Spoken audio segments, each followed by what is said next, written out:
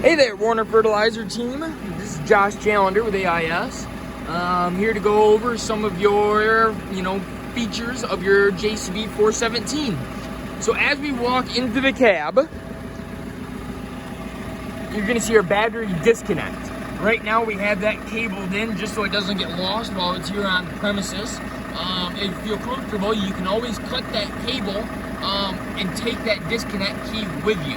The machine's currently running, so it's in the on position, but if you get done with the day, you can always flip that switch off. That way you don't get any battery draw. Climbing into the key machine, you have your parking brake.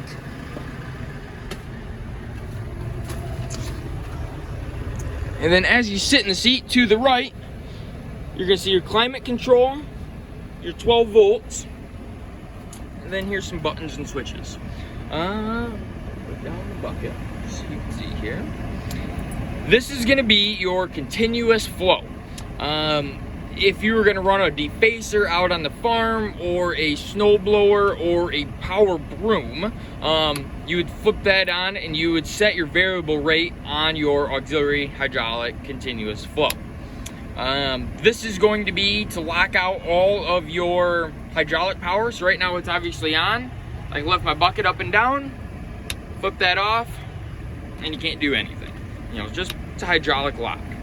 The next button is a pretty sweet feature from JCB. So if you're going to turn the machine off in the on position, you won't be able to move the steering wheel. Holding this button has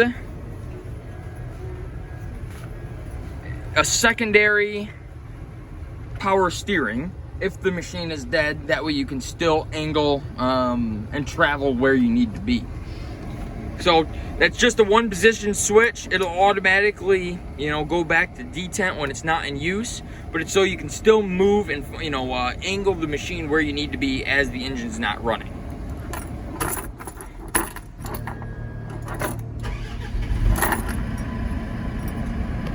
Moving over one more rocker switch is going to be your detent. So right now, as you pull back or push forward, it's not going to go into detent. If you pull back, pull forward, goes into detent, and it'll raise your bucket. Same way when you go down, you don't want to slam the bucket on the ground, it'll do the same. Also, if you're going to put the machine into float to do any back dragging and cleaning up your parking lot, push down, goes into float, and the bucket will just go over, kind of give you a smooth surface as you're back dragging.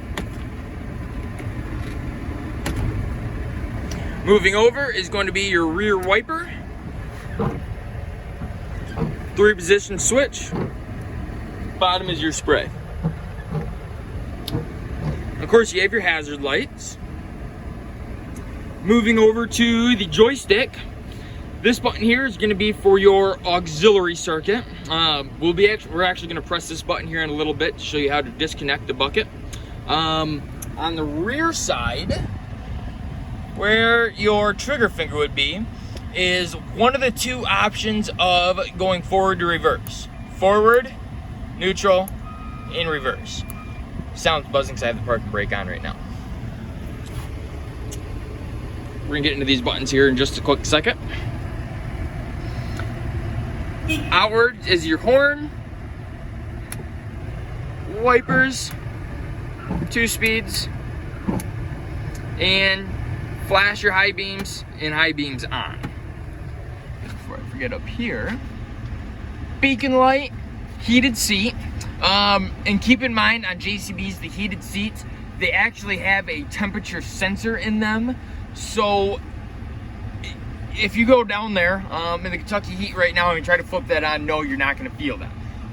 During the winter months, as that temperature switch is, and now I'm blanking on the exact temperature, but I believe it's south of 60 degrees. This switch will not work if it's north of 60 degrees. When it gets south of 60 degrees, the heated seat will work. And that was tested at the beginning of this year, so I do know that works.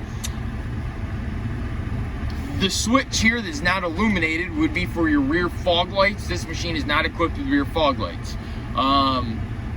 This switch here is actually going to be for your heated mirrors on both sides of the machine.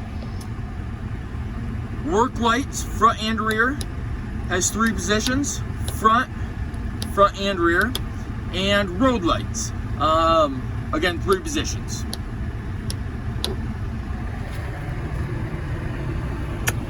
So your second way of forward, neutral, and reverse, just like, you know, probably your typical, well, as you're running now, your Cat 914, forward, neutral, reverse, and this does have the power shift transmission, 1 through 4.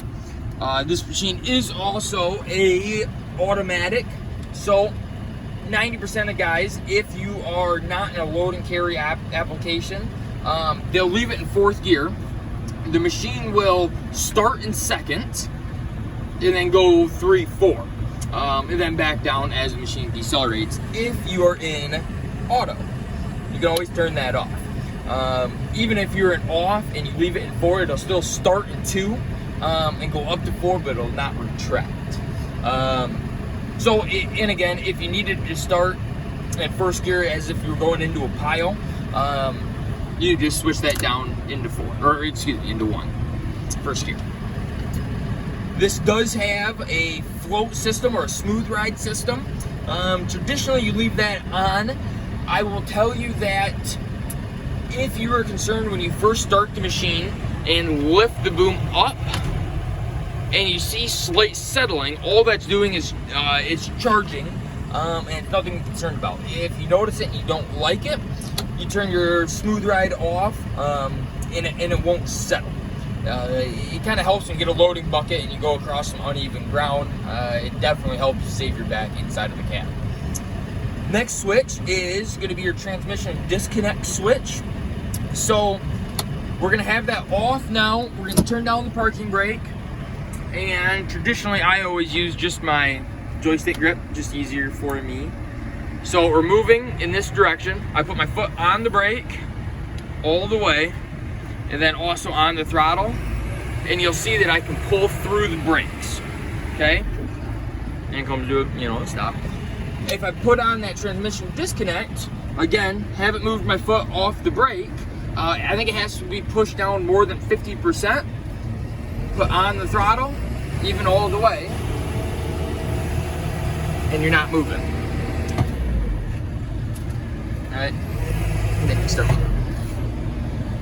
So, transmission disconnect, what that's actually going to do is, say you're into a pile and you need to increase your engine RPMs, but not move the machine. So increase the engine RPMs to excite the hydraulic system to increase your brakeout force. You can put that, push down on your brake pedal and you'll disconnect your transmission so you can increase your RPMs without shifting into neutral. When you're done, all you do is just put up the brake and then you start moving again. So for your last rocker switch, put the machine back into neutral,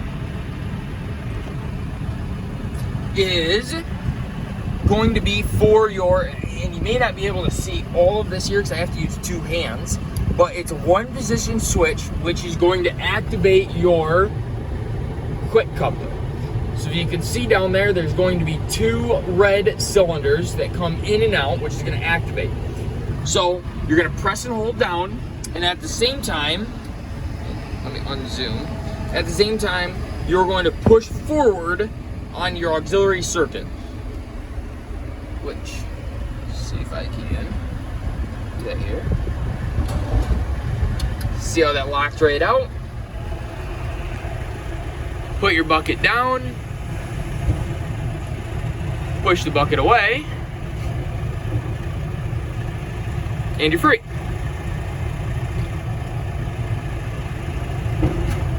To go into it, quite simple. Drive forward, lock it, curl all the way back. I'm gonna lift up on it a little bit. And then you're gonna pull the other direction, pull back on the rocker switch, and your cylinders push back in.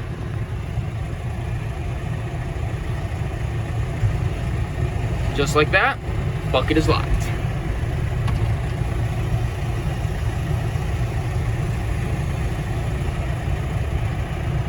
Guys, if you ever run across any problems, put it neutral.